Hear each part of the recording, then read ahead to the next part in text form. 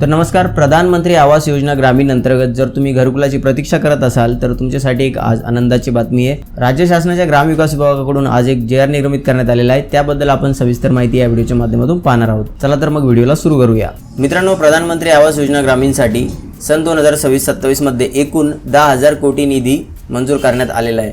केंद्र सरकारचा हिस्सा यामध्ये 6,000 कोटी आहे आणि राज्य सरकारचा हिस्सा 4,000 कोटी असणार आहे। एकूण निधी 10,000 कोटी इथे वितरित करण्यासाठी मंजूर करण्यात आलेला आहे। मित्रांनो, केंद्राकडून एकूण निधी जो आलेला आहे तो 8,368.5 कोटी आहे। त्यातील सर्वसाधारण घटकांसाठी 6,000 कोटी आणि राज्याचा सहभाग असणारे 4,000 कोटी, म्हणजे एकत्रित जो खर्चासाठी मंजुरी देण्यात आलेली ती 10,000 कोटीसाठी देण्यात आलेली आहे।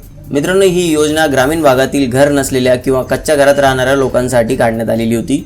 सर्वांसाठी घरे या धोरणाखाली योजना राबवली जाते। हा निधी SNS स्पार्श प्रणालीद्वारे खर्च केला जाणार आहे। म्हणजे याचा अर्थ असा होतो की पैसे जे आहेत ते लाभार्थ्यांच्या खात्यात थेट जमा करण्यात येणार आहेत। आता हा निधी मंजूर केल्याने तुम्हाला काय फायदा होणार आहे? जर तुम्ही PMAY-G म्हणजे ग्रामीण आवास योजनेमध्ये पात्र असाल तर तुमच्यासाठी घर बांधण्यासाठी निधी मिळण्याची प्रक्रिया सुरू झालेली आहे। नवीन हप्ते येण्याची शक्यता आहे। लाभार्थी यादीत नाव असेल तर फायदा तुम्हाला मिळणार आहे। आता इथं JR निर्मित करण्यात आला म्हणजे पैसे तुमच्या खात्यात आले असं नाहीये। हा म्हणजे एक अलोकेशन आहे। JR म्हणजे इथं हा एवढा निधी मंजूर करण्यात आलेला आहे।